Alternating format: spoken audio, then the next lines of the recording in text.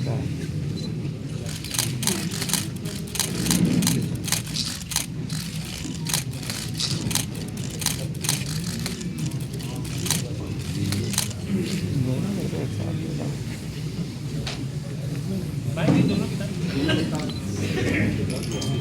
बोल दीजिए जोड़ने में यदि मीडिया बंधुओं के कोई जरूरी सवाल हैं तो वे एक एक करके पूछ सकते हैं, वरना मैं आप लोगों से ही रजा लेती हूँ। धन्यवाद। जय भीम, जय भारत। मिल्कीपुर को लेकर के क्या रणनीति रहेगी? एक एक करके पूछो।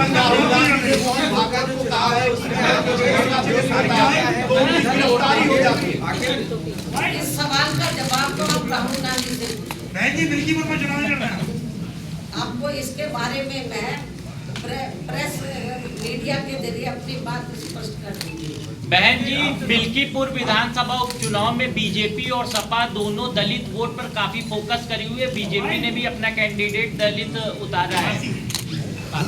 रिजर्व सीटें तो नहीं, बाकी समाज के लोग ठीक है, इसके बारे में मैं बात करेंगे।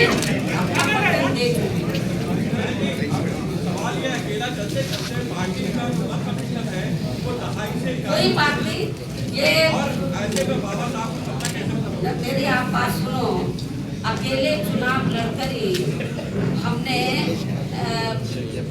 खास तौर से उत्तर प्रदेश में सन 2007 में अकेले अपने बलबूते पर चुनाव लड़कर हमने एब्सोल्यूट मेजॉरिटी की सरकार बनाई है।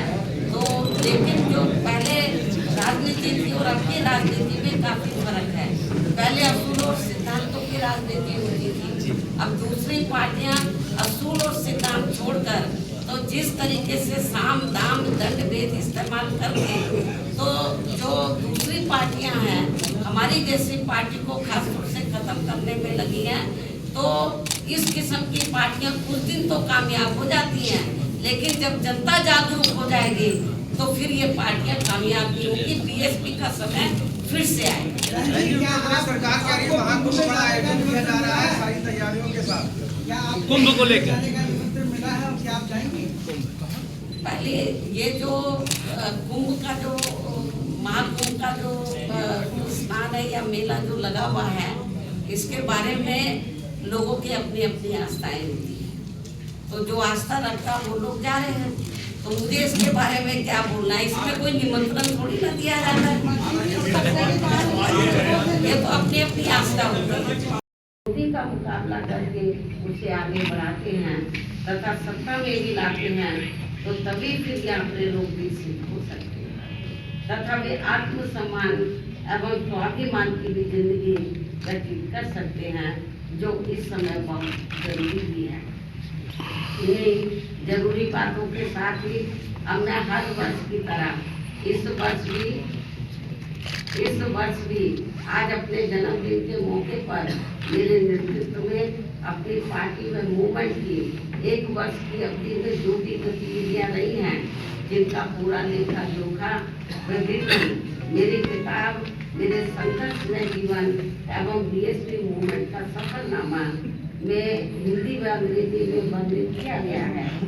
और ये पुस्तक पार्टी से जुड़ रहे खासकर नई युवा पीढ़ी को सही मार्गदर्शन देने का कार्य करेगी तथा इसमें बीएसपी का वास्तविक इतिहास भी निहित है, जो आगे आने वाली पीढ़ी के लिए भी बहुत जरूरी है।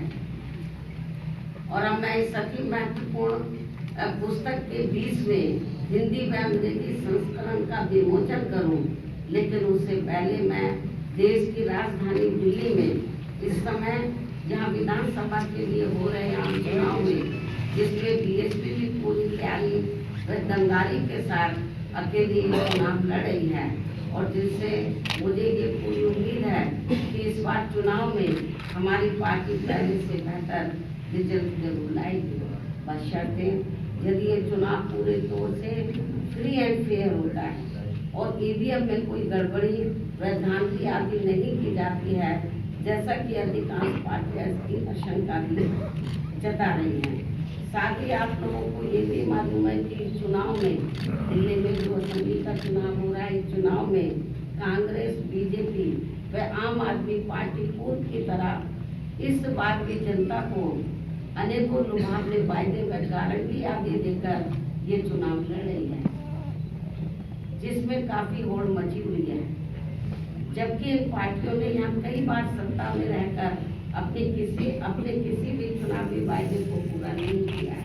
इतना ही नहीं बल्कि दिल्ली में अपनी रोटी रोजी के लिए बड़ी संख्या में खासकर नजदीक के राज्यों से और उसमें भी यूपी व बिहार से आकर अधिकांश झुग्गी झोपड़ियों में बसे लोगों के साथ या इन सभी विरोधी पार्टियों की रही सरकारों ने हर स्तर पर इनके साथ काफी सोचीला रवैया अपनाया है।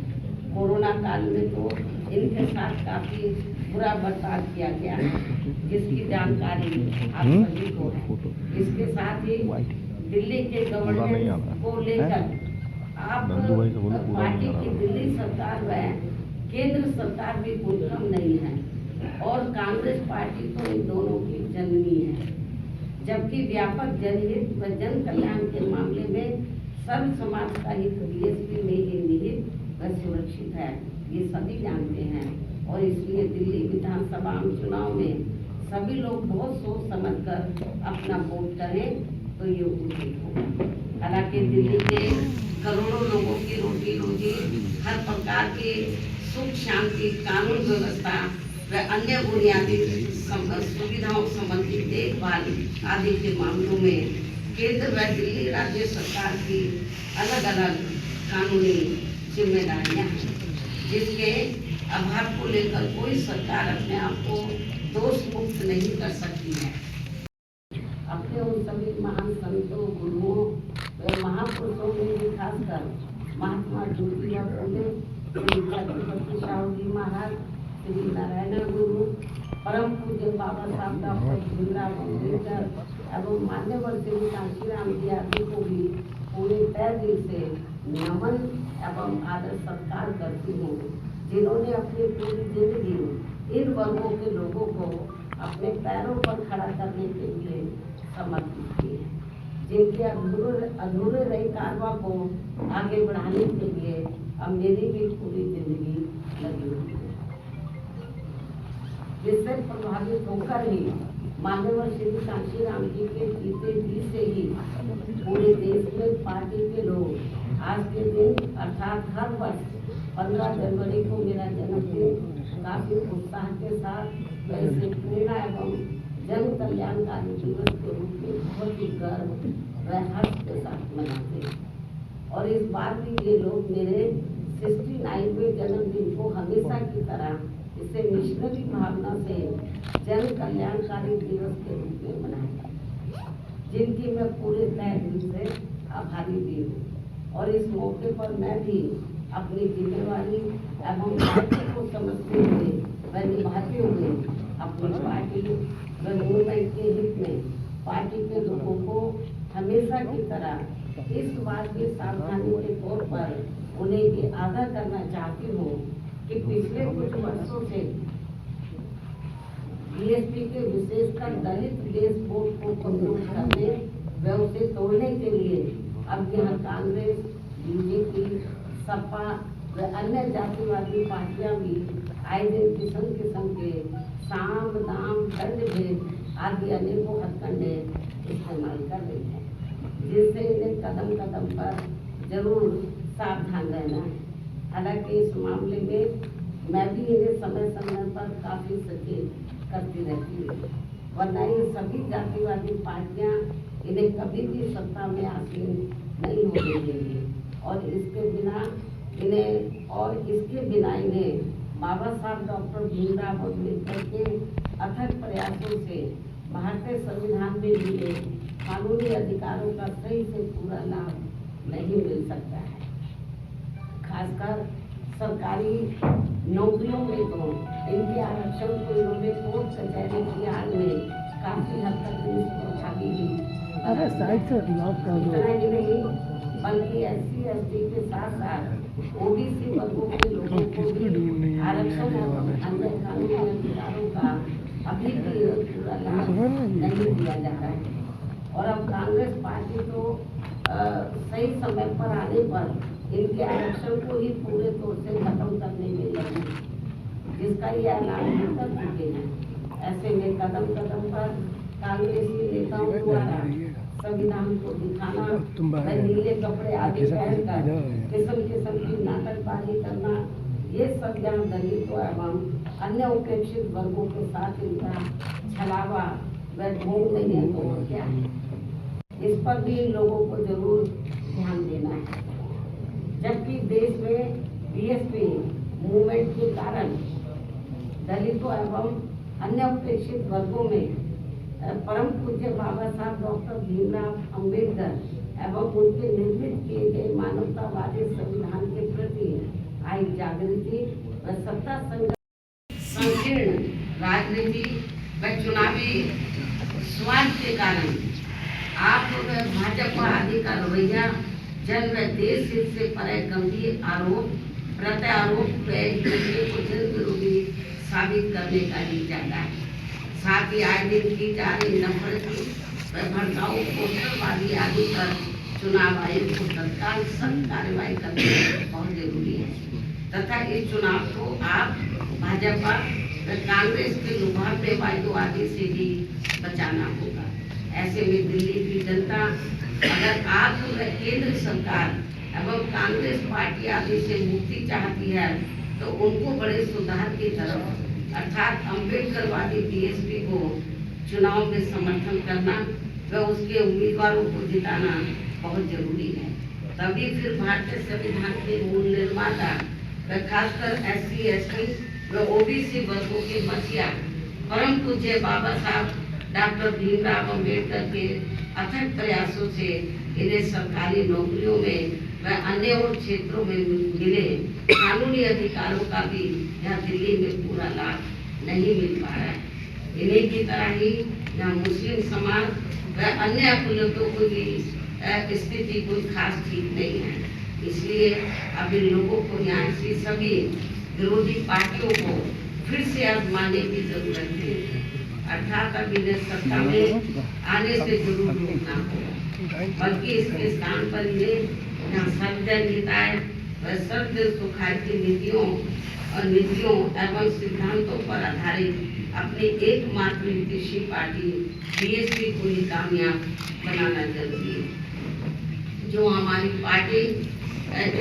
ये पार्टी यूपी में बीएसपी की 4 बार रही सरकार की तरह ही यहाँ दिल्ली में भी सर्वजन हिताय व सर्वजन सुखाय की नीतियों एवं सिद्धांतों पर आधारित ही सरकार चलाएगी, जिसके लिए मेरे दिशा निर्देशन में यहाँ पार्टी के यानी कि दिल्ली में, जिसके लिए मेरे दिशा निर्देशन में यहाँ पार्टी के नेशनल कोऑर्डिनेटर श्री आकाश आनंद के नेतृत्व में पार्टी दिल्ली यूनिट के लोग तथा अन्य वरिष्ठ पदाधिकारी भी पूरे जी जान से लगे और ऐसा हो जाने पर ही तभी फिर यहाँ बाबा साहब डॉक्टर भीमराव अम्बेडकर एवं बीएसपी के जन्मदाता व संस्थापक मान्यवर श्री काशीराम जी का भी अधूरा सपना जरूर साकार हो सकता है।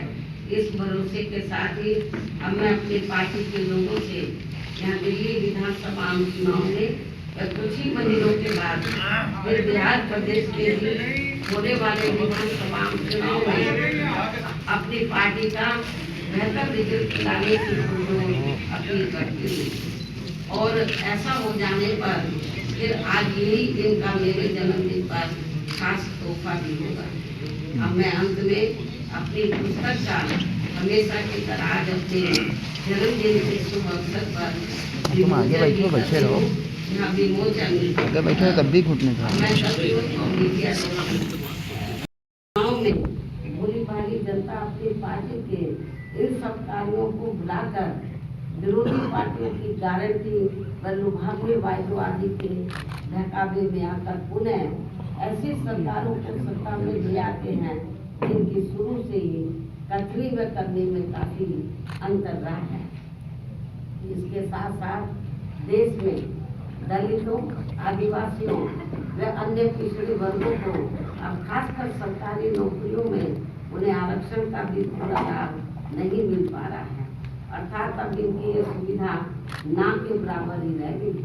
मुस्लिम व अन्य धार्मिक अल्पसंख्यक समाज के लोग भी हर मामले में अब अपने आप को काफी असुरक्षित ही महसूस कर रहे हैं, जिससे इनका विकास भी रुका हुआ है।